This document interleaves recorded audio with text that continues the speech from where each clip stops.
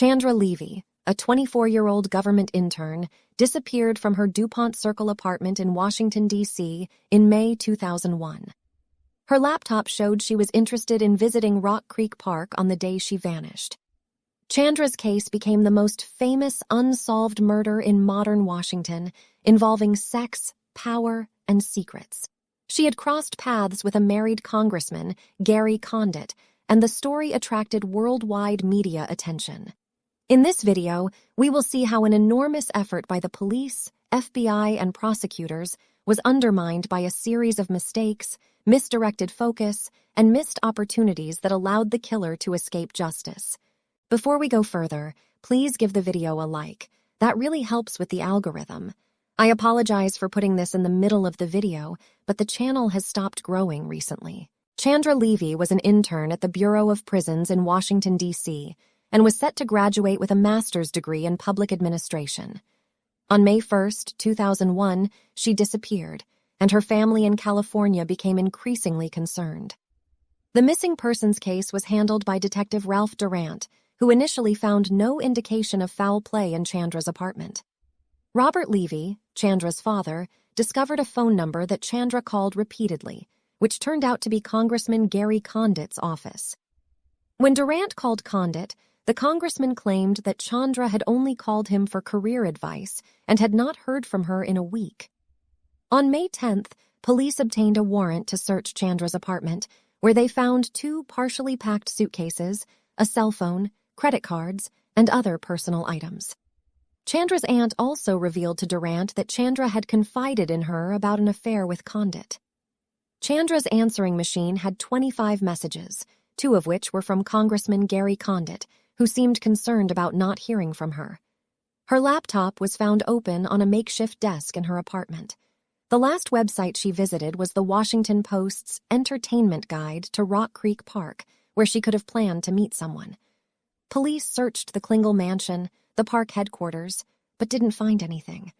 Another possibility was that she was looking for a place to walk on a beautiful spring day and could have been a victim of random violence. The police also missed potential evidence from security cameras in her apartment building.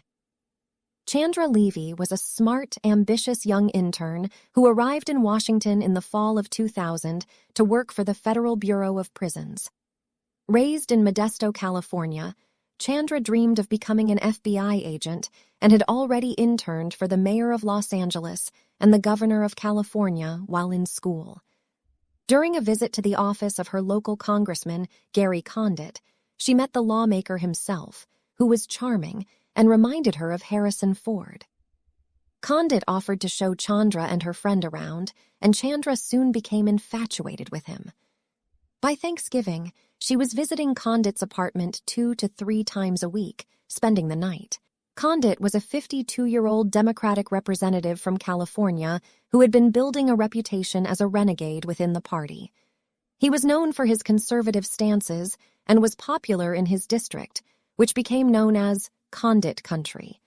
Condit was raised in Tulsa, Oklahoma, and had turned rebellious in high school, but he fell for Carolyn Berry, a sweet-natured blonde from a well-respected family, and they married in 1967. They moved to Ceres, California, where Condit's father found work as a pastor. Condit's political career took off, and he became a member of Congress at age 41.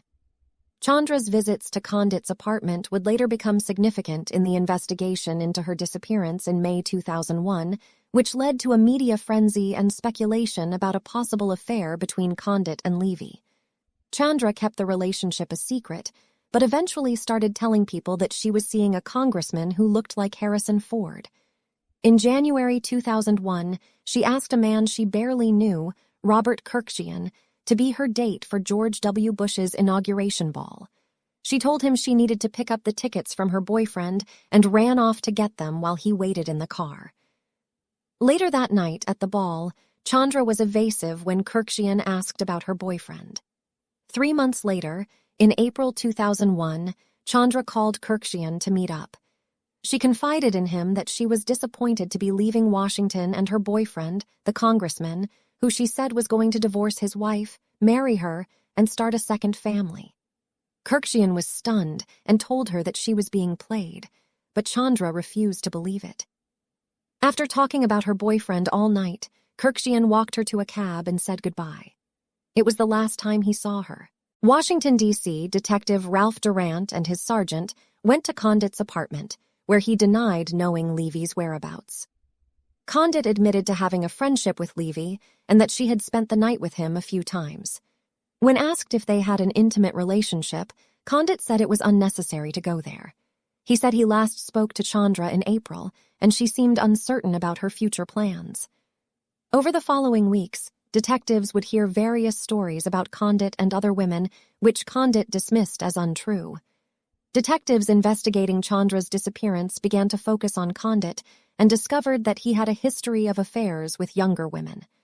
One of them was Jolene Argentini McKay, a former aide of Condit, who told police that their affair had lasted about 3 years and that Condit had been manipulative and controlling.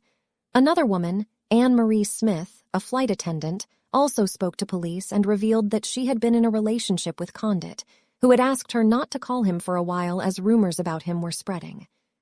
Chandra's parents, Robert and Susan Levy, had not heard from her for 10 days, and they believed that the police in Washington were not moving quickly enough to find her. Robert Levy was an oncologist, and Susan Levy was an art education major. They had built a spiritual foundation together, blending Judaism, Buddhism, Pentecostalism, and Hinduism. They raised their children, Chandra and Adam, traveling to Africa, Costa Rica, Israel, Jamaica, and the Galapagos Islands. When Chandra disappeared, the Levys turned to the Carol Sund Carrington Memorial Reward Foundation for help. They held a candlelight vigil in Modesto, and the Levys flew to Washington to press their case directly with the police and the media. The investigation of Chandra's murder is ongoing, and her skeletal remains were found a year after she disappeared. The Levys hoped for national attention from the news media, but a Washington Post story described them as fuming at the lack of cooperation from the police. Chandra's disappearance quickly became a media frenzy, with news outlets reporting on the case and the search for her intensifying. One of the first public statements about the case came from Gary Condit, who had added $10,000 to a reward fund. However, rumors began to circulate that Condit had an ongoing relationship with Chandra, and his aides tried to deny the claims. The Levys held a news conference at the Key Bridge Marriott in Arlington County, which was covered by major news outlets. During the conference, Susan Levy revealed that her daughter had a cryptic conversation with her about dating someone highly visible, but would not reveal their identity. The police convened a meeting with the FBI to create a task force to draw up a list of suspect areas. The list included Sven Jones, a colleague of Chandra's, and Robert Kurkjian, who had spent time with Chandra. However, the police later excluded them as suspects. The police listed Condit, who they referred to as the CM, as another suspect area. There were rumors on Capitol Hill and within the press corps that Condit's wife, Carolyn, was in Washington the weekend before Chandra disappeared. On the evening of June 6th, Condit called lead detective Durant and complained that the police were leaking information about Chandra that he gave them in his May 9th interview. Durant denied that he did it and asked to talk to Condit again informally. The congressman said he did not know if he would consent to another interview. Chandra's parents were convinced that Congressman Gary Condit was hiding something. To pressure Condit and the police, the Levys hired William Martin, a high-profile lawyer in Washington, and set up an 800 number to receive tips. Martin also arranged for Susan Levy to have a secret meeting with Condit, where she asked him a few questions about Chandra's whereabouts. Condit claimed that he didn't know where she was. The meeting did not go well, and Susan refused to shake Condit's hand or hug him. The police were considering 3 possibilities. Chandra ran away, committed suicide, or fell victim to foul play. The Levys thought the first 2 theories were ridiculous and believed that the police were bungling the case. Martin and the Levys continued to put pressure on the police through news conferences. 2 months after Chandra's disappearance, the police put out a poster of her with 4 hairstyles, but they didn't seem to have any leads. Gary Condit met with detectives for a second time on June 23rd to discuss the disappearance of Chandra Levy. Condit denied any knowledge of her whereabouts, insisting that he had last seen her on April 24th or 25th at his apartment, where they discussed the end of her internship and her plans to return to California. He also denied giving her a gold bracelet, contradicting Chandra's aunt's statement to police. Condit stated that he did not see Chandra between April 28th and May 3rd, but detectives were skeptical of his alibis and pressed him for more details about their relationship, which Condit's lawyer interrupted, directing him not to answer. Meanwhile, hundreds of psychics were phoning in tips to the police department, some plausible and others not. One psychic claimed that Chandra's throat was slashed and that she was put in a body bag and stowed in the basement of a Smithsonian storage building in Anacostia, while another claimed that she was murdered and dumped in the Potomac near the Memorial Bridge. The Secret Service analyzed Chandra's cell phone calls and discovered that she made a call that was picked up by a cell phone tower near the Columbia Hospital for Women in Foggy Bottom weeks before her disappearance. Detectives theorized that perhaps Chandra was pregnant and wanted an abortion, but soon discovered that the hospital did not perform abortions. The police were frustrated with the lack of leads and were spending an unprecedented amount of time on the case without getting a meaningful break. The police were slow to recognize another lead, which involved a man who was attacking women in the woods of Rock Creek Park. Ingmar Guandique, a 19-year-old Salvadoran immigrant, was working in construction and had financial obligations to his family and ex-girlfriend back home. He met Iris Portillo and began living with her and her mother in their apartment, but he struggled to adjust to the American economy's bottom rung, barely speaking English and finding it hard to pay the bills. In the spring of 2001, Guandique began to spend more time drinking and hanging around Rock Creek Park. He carried a 6-inch knife wrapped in a red cloth, and after finding letters from one of Portillo's old boyfriends, he became abusive. On May 7th, Guandique broke into a neighbor's apartment and was caught. A week later, a female jogger named Hallie Schilling was attacked by a Hispanic man in Rock Creek Park. She managed to escape by jamming her fingers into his mouth, but believed he was attempting to rape or kill her. 7 weeks later, another female jogger named Christy Wiegand was attacked in the same park by a man who held a knife to her chin. She managed to escape after the attacker relaxed his grip for a moment. Wiegand reported the attack to the police and gave a description of her attacker. Police officers searched the park and apprehended Ingmar Guandique, who was wet and covered in leaves. Wiegand identified him as her attacker, and he was taken into custody. Later that night, 3 officers, including a translator, entered his cell at the Rock Creek Hotel. During interrogation, Guandique admitted to accidentally bumping into a female jogger in the park who then fell, and he ran away after she began to fight and scream. He later changed his story, saying he had also accidentally bumped into Schilling a month or 2 earlier. He was charged in both attacks. During questioning, Detective Joe Green showed Guandique a photo of Chandra Levy and asked if he had ever seen her in the park. Guandique said yes, but Green did not initially include this information in his report as he was focused on the assaults on Chiang and Schilling. On July 2nd, Anne Marie Smith, a flight attendant, went public on Fox News, claiming that a Condit representative tried to get her to sign an affidavit denying her affair with Condit. The representative had an affidavit ready, which stated that she had no relationship with Condit other than being acquainted with him. Smith refused to sign it as it wasn't true. Condit denied having any relationship with Smith and said it was a paid story. On July 4th, Condit skipped the annual 4th of July parade in Modesto due to unforeseen circumstances. The next day, Linda Zamsky, Chandra's aunt, went before the cameras and said that Condit had an affair with her niece. Chandra told her aunt that Condit kept cactus in his apartment, his favorite ice cream was Ben & Jerry's chocolate chip cookie dough, and that they had a 5-year plan to start a family. Zamsky last heard from Chandra on April 29th, 2 days before she disappeared. Condit denied having told Chandra that he wanted to start a new life with her and that the conversations never occurred. He last spoke to her on April 29th and told her he would help her line up job interviews with the FBI and CIA. On July 5th, 2001, prosecutors Barbara Kitty and Heidi Pasichow interviewed Condit's wife, Carolyn, in an FBI office near Tyson's Corner Center. The investigators asked Carolyn when she first heard about Chandra and if she knew about Chandra's visits to her husband's apartment. During the 3-hour interview, Carolyn was also asked to account for her whereabouts around the time Chandra went missing. The next day, detectives and the prosecutors met with Condit's lawyer, Abby Lowell, at a Starbucks to discuss the case. Lowell said his client would consent to a third interview and answer detailed questions about his relationship with Chandra. During the third interview, Condit admitted to having a romantic relationship with Chandra and giving her a gold bracelet, which he had previously denied. Kitty then asked Condit to submit to a DNA test, but Lowell objected, and the meeting abruptly ended. Condit agreed to give a DNA sample, which was compared to the DNA found on the panties, and was a match. The DNA match strengthened the suspicions of the prosecutors overseeing the investigation, but the chief of detectives thought they were too focused on Condit's relationships with women as a possible key to Chandra's disappearance.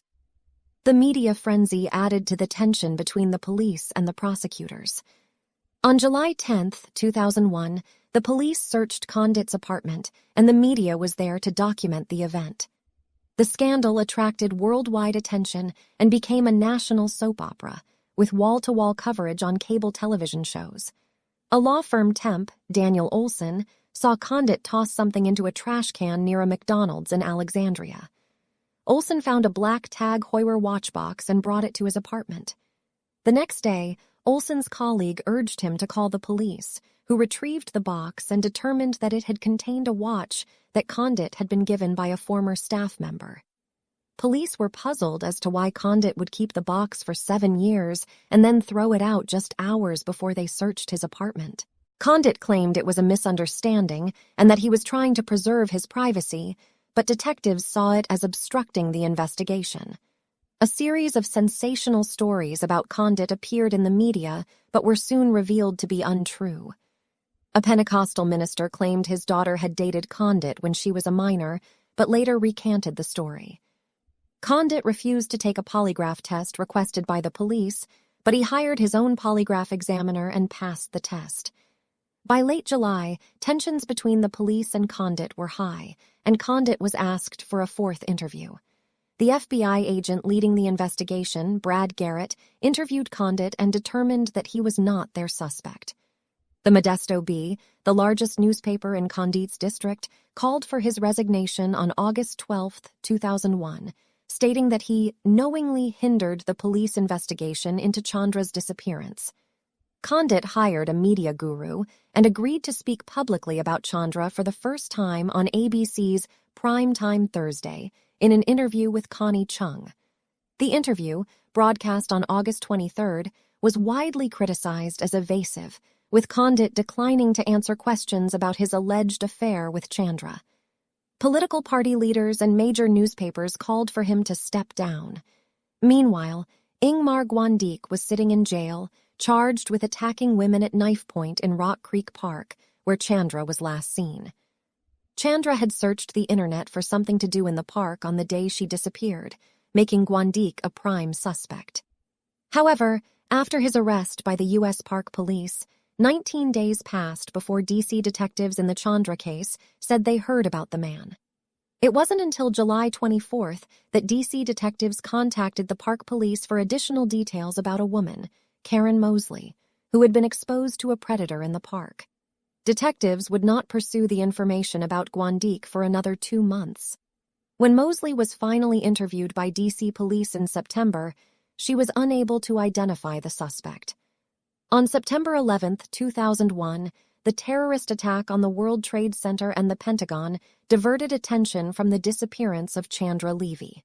That same month, investigators finally focused their attention on Ingmar Guandique. On July 2nd, Guandique had confessed to his involvement in attacks on 2 women in the park. However, prosecutors did not learn about his confession until September, when an informant told them that Guandique had said he had killed Chandra. The informant claimed that Guandique had been paid by Gary Condit to kill Chandra, whom he had seen on TV. Guandique had taken drugs and alcohol to steel himself for the attack, according to the informant. Guandique had jumped out of the bushes and attacked Chandra, stabbing her in the neck and the stomach. He carried her body far into the woods, dug a hole with his hands, and covered Chandra with dirt, leaves, and sticks. He left the knife in her body and sent the $25,000 Condit had given him to his family in El Salvador. D.C. police and prosecutors did not know what to make of the informant's story, as they thought the part about Condit was ridiculous, but they wondered if Guandique still might have been involved in Chandra's disappearance. The informant failed a polygraph exam, but Guandique's test results were inconclusive. The examiner's judgment call was not deceptive. The police relied heavily on the results of a polygraph test, which eliminated Guandique as a suspect. However, the polygraph examiners were not bilingual, and a translator was used, which can compromise test results. Experts say if the polygraph examiner and translator are not in sync, the test results can be skewed. The police did not follow up with other investigation techniques, such as interviewing his victims, visiting the crime scenes, assigning Spanish-speaking detectives to talk to Guandique's friends and relatives, or looking for his possessions to test them for forensic evidence.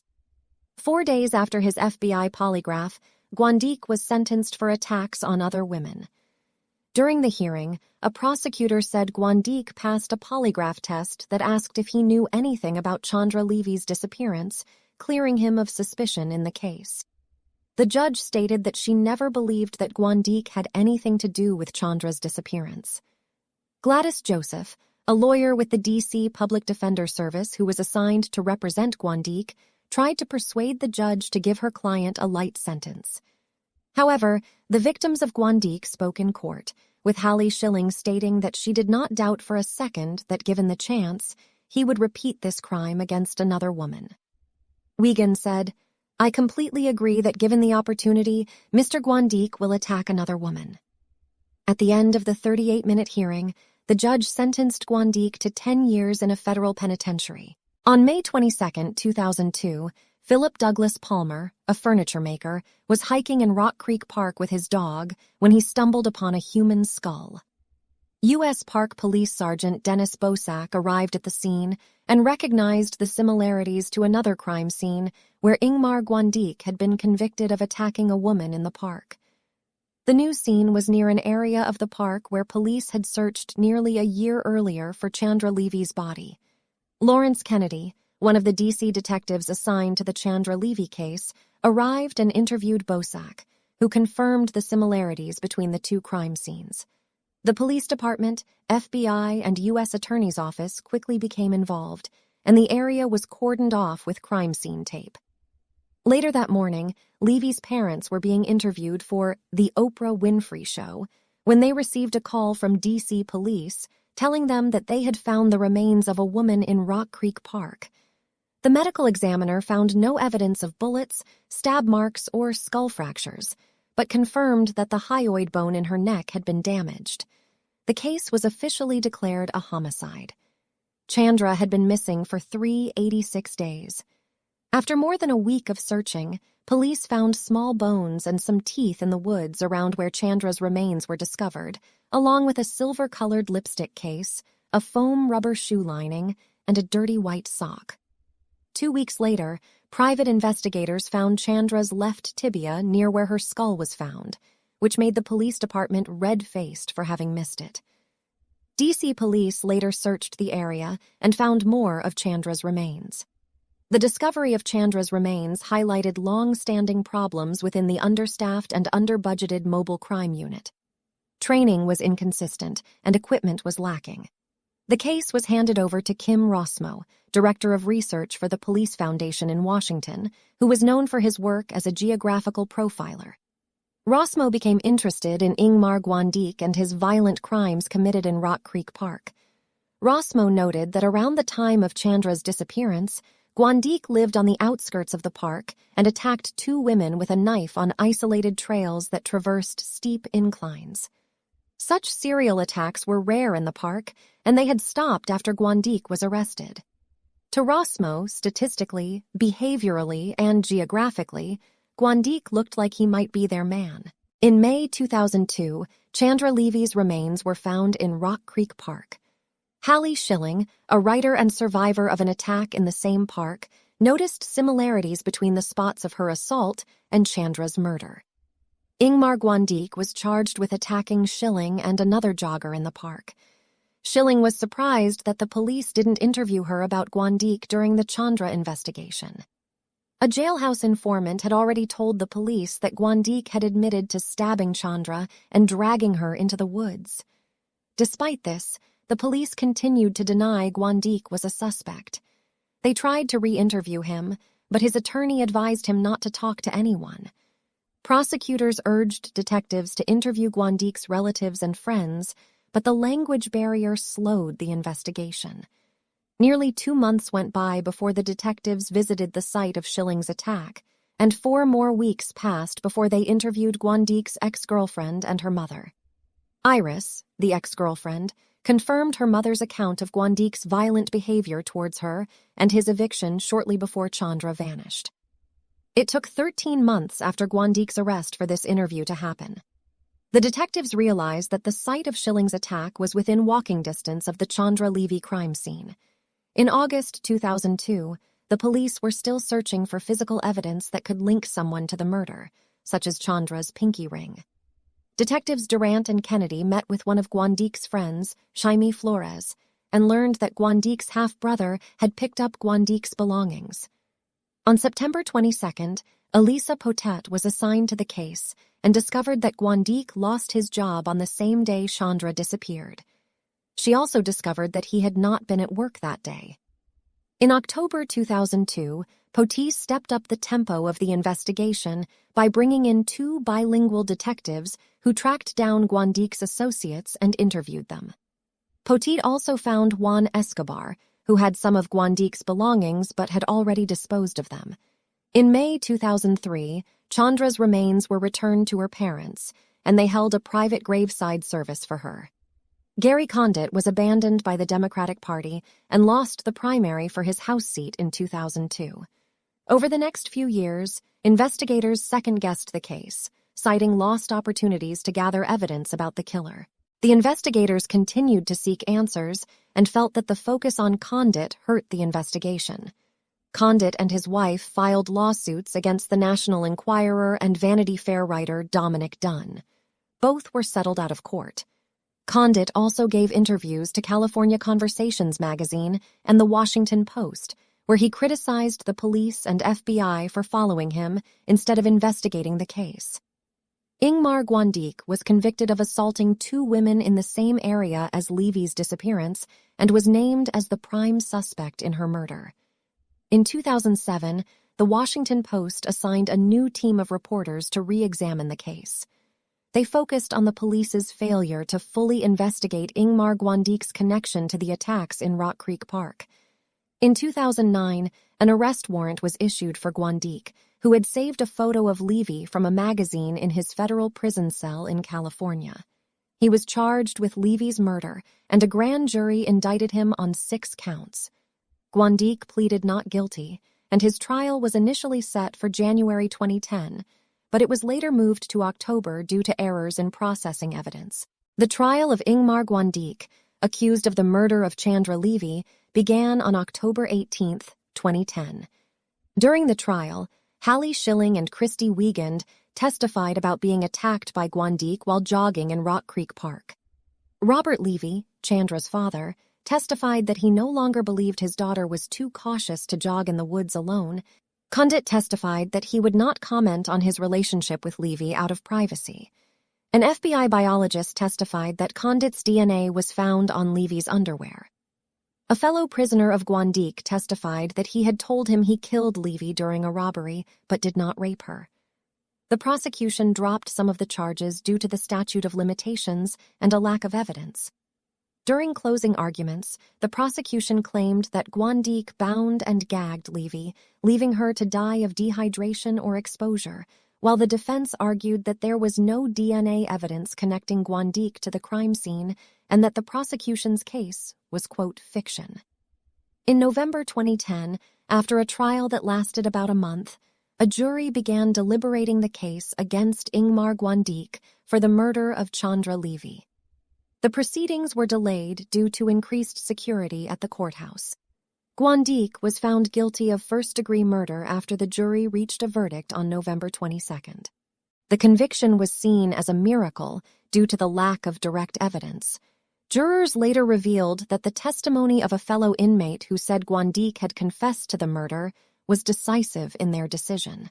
Susan Levy, Chandra's mother, said that the verdict did not bring closure to her.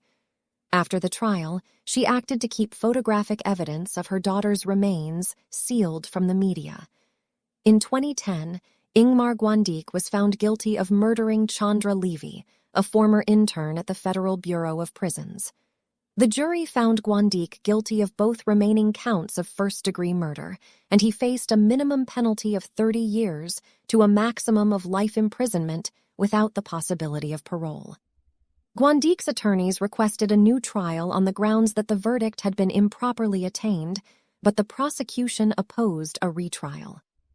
During the sentencing hearing, Guandique repeated his innocence, but Judge Gerald Fisher denied his motion for retrial and handed down a sentence of 60 years in prison, stating that Guandique will be a danger for some time. He's a sexual predator. Guandique repeated his innocence during his sentencing and has maintained his innocence in the years since the trial.